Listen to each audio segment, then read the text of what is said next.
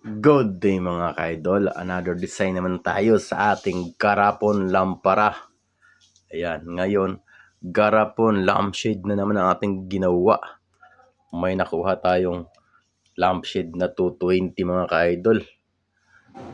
Ayan o, 220 tapos tinanggalan natin ang laman loob at kinuhal natin yung housing. Ayan. Yung dati niyang switch, hindi natin tinanggal, ginamit natin, tapos nag-additional lang tayo ng charging port. Tapos nasa ilalim yung 3.2 battery, saka yung charge controller natin na TP5000. Ito yung ilaw, nilabas ko na. Tapos yung wire dito, nag-wire lang tayo para sa ating ilaw. Ayan o. Ayan mga ka-idol o. Ayan.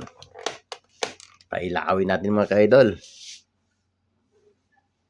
Charan o, kitams. May lampshade lampara na tayo gamit ang garapon. Tapos pag malubat mga ka-idol, i-charge lang natin yan. Ito yung charging natin o. Ito sa cellphone lang. Tapos isaksak natin dito. Sabihin charging siya, may indicator na pula. Pag nag-green siya mga ka-idol, okay na yan, full charge. Ayan o. O, pwedeng nag-charge habang umiilaw o. Ganyan tayo gumawa mga ka-idol. Tapos ang tagal na nito mga ka-idol, 2 gabi bago siya malubat. Kasi isang ilaw na lang ang nilagay ko. Hindi makita. Ayan o. Isang ilaw na lang. Dati kasi 2 ilaw, isang gabi.